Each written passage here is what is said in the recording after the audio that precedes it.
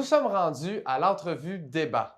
Cette semaine, on a eu la chance de s'entretenir avec deux personnes qui possèdent des compagnies de linge dans la vallée de la Matapédia. Pour ma part, j'ai eu la chance de parler avec Valérie Canuel, qui possède la compagnie de linge Valérie C. Et moi, je me suis entretenu avec Miguel Marcoux, qui est propriétaire de la compagnie Apex Wave. Je me retrouve présentement avec Valérie Canuel, qui a ouvert sa compagnie de linge qui s'appelle Valérie C. Exact. Présentement avec Miguel Marcoux, propriétaire de la compagnie Apex Waves. Bonjour Miguel, ça va bien? Ça va bien, vous? Depuis combien de temps tu as commencé cette compagnie-là? Écoute, ça fait pas longtemps. J'ai ouvert mon entreprise en juin, le 10 juin dernier. Donc là, j'ai pas tout à fait 2 mois d'opération, mais c'est ça. Là, ça fait 1 an quand même que je travaille sur la compagnie. Puis tu fais ça à même ton appartement? Oui et non. Oui et non, c'est OK. ça. J'habite juste à côté. OK. Puis la porte vraiment à côté. Puis ici, j'ai pris un ancien appartement que mon père possède l'immeuble. Puis j'ai été chanceuse, il s'est libéré l'appartement, donc j'ai pu le transformer en atelier finalement. On commence notre 3e année, mais ça a pris 2 ans OK. à la créer. 2 ans de préparation. Mais là, c'est notre 3e année en activité. OK. Puis, pourquoi tu as parti une marque de linge? Pourquoi partir une marque de linge? Plusieurs raisons. La première, c'est que j'avais commandé en ligne une compagnie du UK. Puis quand j'avais reçu le stock, j'avais été déçu. Puis c'était des jeunes qui avaient cette compagnie-là. Fait que là, j'ai dit, si eux sont capables de faire ça, c'est sûr que je suis capable moi aussi de le faire. Puis la deuxième raison aussi, c'est que j'ai tout le temps aimé beaucoup le sport. Mais en vieillissant, j'ai commencé, je savais que j'allais jamais finir aux Jeux olympiques, mais je me suis dit, de quelle manière je peux me rendre aux Jeux olympiques sans être moi-même un athlète? OK. Fait qu'en faisant une compagnie de sport, puis en commanditant des athlètes, je sais qu'un jour, ça va finir. Comme là, justement, on a des athlètes qui sont aux Jeux olympiques. Mais on n'est pas encore assez, je te dirais, des gros commanditaires pour dire qu'on va avec eux aux Jeux olympiques ou des trucs comme ça, ou dans des compétitions X-Games, ou peu importe. Fait que ça, c'est la deuxième raison aussi, de me coller à des athlètes pour vivre la vie d'athlète. Fait que c'était une espèce de... pour accomplir une espèce de rêve sportif, Ouais, c'est finalement. ça. Ouais. Ah, c'est intéressant. Oh mon Dieu, ça a toujours été mon rêve. OK. Oui, oui.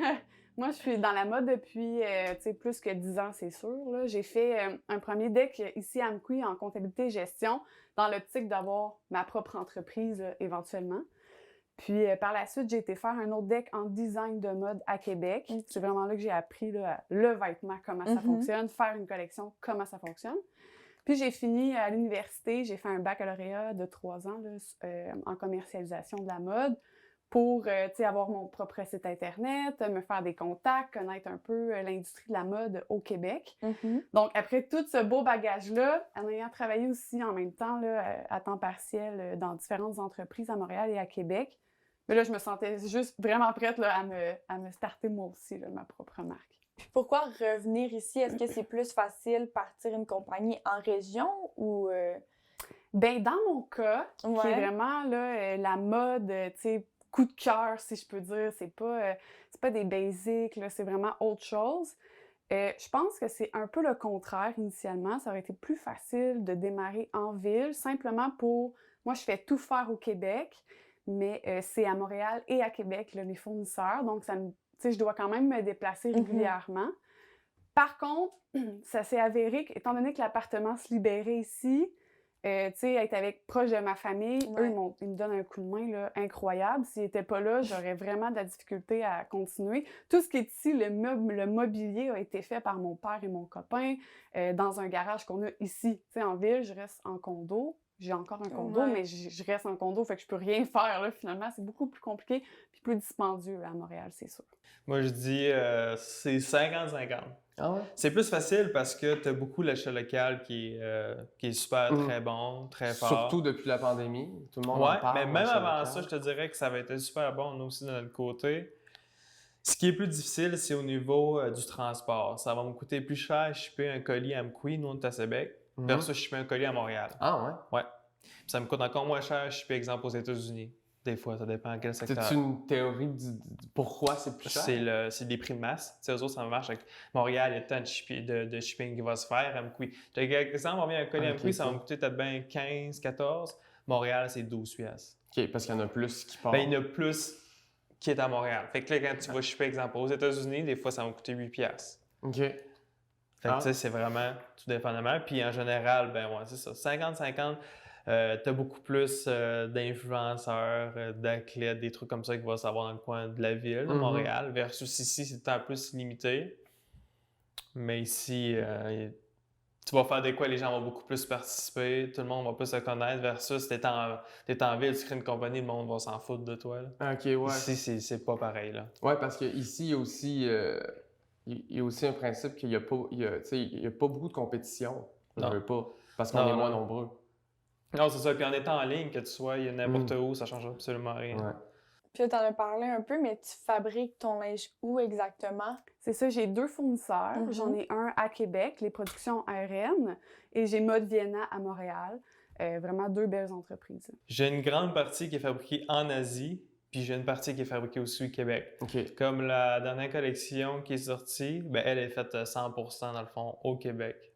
C'est sûr que plus que tu essaies de faire des vêtements techniques, le faire fabriquer au Québec, c'est pas mal plus difficile. Là. Un t-shirt, un hood, tu sais, fabriqué au Québec, il n'y a pas de trouble, c'est correct. Là. Mais quand tu vas dans... Mais quand tu vas dans le technique, c'est vraiment beaucoup plus compliqué. Ou bien, faut qu'il y ait ta shop à toi. OK.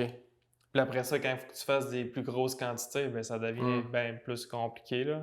Je connais plus vraiment beaucoup de marques qui font du technique au Québec. Là. Puis eux qui le font, j'en ai contacté. C'est le petit shop, ils font des petites quantités. Puis ça ressemble à ça. Là. Puis, qu'est-ce que tu penses un peu des multinationales qu'eux, ils vont faire leur linge dans des pays, mettons, sous-développés, donc ils payent moins cher leurs employés? Toi, pour toi, qu'est-ce que tu en penses? C'est une énorme question. Ouais, on pourrait en parler pendant des jours et des jours. Basiquement, là, moi, je tenais à ce que ma production soit locale. Je pense qu'au Québec, surtout, au Canada, entre autres, mais je veux dire, au Québec, on perd peu à peu de cette main-d'œuvre-là, ce qui est triste. Pourtant, les gens sont très bons. Là. On a vraiment une belle expertise ici. Ouais. Fait que je tiens vraiment à encourager ces entreprises-là qui persévèrent, qui continuent là-dedans. Il y a aussi des nouvelles entreprises. Ma compagnie là, avec laquelle je fais affaire à Québec, c'est nouveau. C'est des jeunes qui sortent de l'école, qui sont passionnés. Ils ont des excellentes conditions de travail. C'est agréable de travailler avec elles. Je dis elles parce que c'est toutes des filles finalement, mais avec eux. Puis c'est aussi, il y a une flexibilité qu'on n'a pas avec les entreprises outre-mer. Ouais. Si on met de côté là, les conditions de travail des fois qui sont déplorables et tout ça, c'est aussi une question justement, oui, de flexibilité, d'expertise ici, mais quand on a des petits besoins là, dans les détails et tout ça, là-bas, il faut faire les coins ronds. Là. Ouais. Tandis qu'ici, je peux prendre le temps de développer quelque chose qu'on ne retrouvera pas dans un magasin grande surface qui produit ailleurs, entre autres. Mais je préfère moins rentrer dans le côté environnemental, éthique, parce que c'est long. Ouais. Il y a des belles lectures qui se font là-dessus. Sur mon site Internet, j'en parle aussi, donc je vous invite à aller voir l'information. Il y a plein de contextes à comprendre aussi dans d'autres pays. Exemple que j'avais déjà écouté un reportage là-dessus. C'était quelle compagnie ici? Non, c'était Patagonia qui parlait que... Tu sais, Patagonia, c'est une compagnie très... Les autres qui ont le temple, je ne sais pas c'est quoi le nom de ça, mais ça veut dire qu'ils sont vraiment tous vraiment 100% écologiques et les employés sont très bien payés. Exemple, tu fais fabriquer tes vêtements en Asie aux Philippines. Mais toi, si ils vont avoir des très bons salaires. Mais toi, si tu décides que tu vas donner, exemple, le même salaire qu'ils gagnent aux États-Unis, bien là, tu viens de tout chambouler leur système économique là-bas. Ce qui veut dire que qui va vouloir devenir médecin si eux autres, tu vas, mettons, exemple, coudre des vêtements, puis tu gagnes 3 fois le prix d'un médecin. OK, ouais. Fait que là, tu chamboules, en fait, leur système économique. Ils ont ces usines-là, souvent, dans ces compagnies-là, vont avoir des très bons salaires. Jamais le même qu'ici, parce qu'ils ne peuvent pas faire ça. Parce que là, le gouvernement va dire non, tu ne peux pas faire ça, parce que là, j'ai plus personne, moi, qui va vouloir aller faire telle étude. Tu sais, là, rendu là, c'est plus. Le problème, c'est pas nécessairement tout le temps les multinationales, c'est le pays en santé où ils sont. Tu sais. OK, ouais. Tu comprends? Ouais, je comprends. Ben, 100% des, comme exemple, H&M, Forever, des trucs comme ça, qu'eux, ils vont vraiment faire de la pression pour des usines. Tu sais, des grosses compagnies comme North Face, Patagonia, Nike, Arc'teryx, ces compagnies, souvent, eux, ont vraiment, les employés ont des bonnes conditions. Parce qu'on a même déjà essayé de rentrer en contact avec des usines qui faisaient du North Face, puis, tu sais, je veux dire, c'est des grosses usines, les employés ont vraiment des bonnes conditions. Puis pour entrer dans ces usines-là, c'est compliqué. Là. Mais en même temps, ils ont un peu pas le choix parce que quand tu es une grosse compagnie, ils ont plus le choix, ils ont peux le spot. pas, ouais, parce que sinon, ils seraient... il serait fait rapidement, là, parce que ça Ouais. se saurait, là. Il y a eu des gros scandales. Puis aussi, des fois, ce qui se passe, c'est que toi, tu vas faire affaire avec ton usine. Puis l'usine, sans que tu le saches, elle peut faire affaire avec un sous-contractant. C'est ça que ça avait déjà passé, les scandales avec Nike, il y a plusieurs années, là. C'est que c'était des usines que Nike, eux, travaillaient, pensaient que tout était correct, puis que ces usines-là faisaient affaire avec des sous-contractants pour qu'eux devaient avoir des moins belles conditions. Mais tu sais, des exemples des compagnies comme nous autres, tu connais toutes tes usines, c'est trop des petites quantités, tu sais, puis au prix qu'on paye, on sait que tout le monde est... Il y a des certifications, je ne me rappelle plus les noms. Tu peux demander des certifications d'usine qui vont te donner qu'eux sont certifiés. C'est comme s'il y a comme un genre de petit syndicat dans l'usine qui prouve qu'ils ont des bonnes conditions. Puis qu'est-ce qui te démarque un peu des autres compagnies de linge? Bien, ça, c'est une excellente question. Mais entre autres, je vois dans l'industrie tout ce qui se fait de bien, mais j'ai essayé de tout combiner ça, c'est-à-dire des tissus qui sont plus éco-responsables, entre guillemets, parce que je tiens à dire que ça n'existe pas, là, un tissu éco-responsable, mais qui sont plus responsables du moins. Donc, tu sais, le Tencel, le Lyocell, encore là, si vous voulez en savoir plus sur mon site Internet, c'est tout écrit parce que ça aussi, c'est des gros sujets. Mais oui, tout ce qui est de la matière première, je fais attention. Après ça, je fais produire ici de manière éthique. Ça, c'est 2 points. Mais aussi, je mise sur la diversité corporelle. C'est vraiment là-dessus que j'ai décidé de bâtir mon entreprise. Donc, on ne magasine pas par grandeur catégorisée. Il n'y a pas de small, medium, large. Je trouve que c'est... Tu sais, au final, pourquoi on se catégorise comme ça? Pourquoi est-ce qu'on dit qu'on est large ou qu'on est small? Fait que j'ai décidé de mettre mes grandeurs, ils ont des noms de personnes, pour personnaliser un peu la silhouette, finalement. Puis pour l'instant, j'offre 3 silhouettes, mais éventuellement, j'aimerais en offrir plus, là. Fait que je me démarque dans ça et bien sûr dans le design qu'on retrouve pas ailleurs. Ouais. Puis présentement, tes silhouettes, si on peut appeler ça comme ça, ce sont tous des femmes. Oui. Voudrais-tu développer une marque pour les hommes? Je sais pas comment... Ben, c'est une bonne question aussi. En fait, je vais rester dans la femme pour l'instant. Mon expertise est là. J'ai travaillé beaucoup pour la femme. Tu sais, la morphologie est très différente, homme-femme. Oui. Par contre, ce qui m'a inspirée, c'est aussi, je parle de la femme, mais au final, si on remarque un peu là, sur le site et tout ça, j'essaie de pas dire femme parce que ça aussi, c'est une catégorie un peu au niveau du vêtement. Tu sais, moi, j'ai des amis qui portent des vêtements qu'on dit pour femmes, mais au final, ils portent qu'est-ce qu'ils veulent. Tu sais, des talons, moi, j'en ai beaucoup d'amis qui portent des talons, puis c'est juste normal. On devrait porter ce qu'on veut. Fait que je pense que n'importe qui peut porter mes vêtements. Oui. Mais oui, éventuellement, ça pourrait être intéressant d'offrir peut-être avec une morphologie plus masculine, finalement. Puis pour revenir un peu à ta compagnie, qu'est-ce qui te démarque des autres compagnies de vêtements? Nos valeurs, je pense. Hein. On essaie de prôner beaucoup la persévérance, puis aussi d'en remettre le plus possible dans la communauté. Tu sais, comme quand nous, on passe un achat en ligne, tu choisis à quelle offre de charité que tu veux donner dans quelle fondation. Soit la sclérose en plaques, on avait l'aide humanitaire à Haïti. Puis la troisième, c'était pour les animaux en Afrique, une espèce d'éléphant en protection. Fait que soit on choisit ces 3 causes-là, mais là, on va changer un peu notre manière de faire. On va choisir, dans le fond, un projet par année. Exemple, soit qu'on dit que cette année, c'est un terrain de basket à Haïti. Fait que là, c'est ça, on pousse là-dessus. L'année suivante, ça pourrait être, exemple, une patinoire dans le Grand Nord, une patinoire extérieure. Vraiment plus par projet. Là. Vous allez parrainer des projets, finalement? Oui, plus dans ça. C'est là, au lieu de donner dans des œuvres de charité, ouais. Ah, c'est une excellente idée. Comme ça, ben, en gros, de ce que je comprends, c'est genre les gens vont acheter un vêtement, puis il va y avoir un pourcentage. C'est ça, nous, on donne un pourcentage à redonner à une fondation. Oui, c'est ça, à cette fondation-là. C'est très, très bien pensé.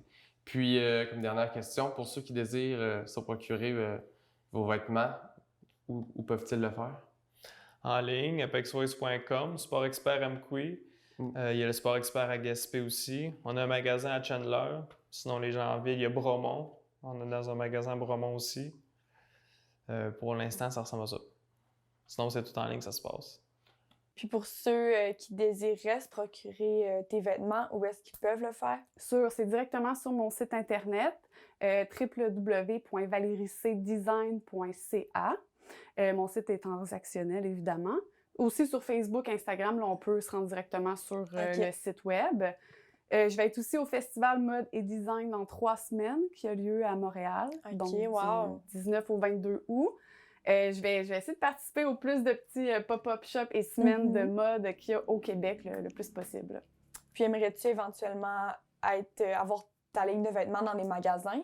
Pour l'instant, c'est en ligne, ça te convient? Pour l'instant, c'est en ligne. Je pense que c'est vraiment le futur. Si les retours sont faciles à faire, la livraison est gratuite, je vois pas pourquoi ça devrait être plus compliqué. Par contre, oui, j'aimerais bien avoir quelques points de vente là, qui ont un peu la même philosophie que moi. Là. Ça pourrait être intéressant. Bien, merci beaucoup, Valérie. Bien, merci à toi. Merci beaucoup. Miguel, Marco, merci beaucoup d'être venu à l'émission répondre à mes questions. Ça fait plaisir.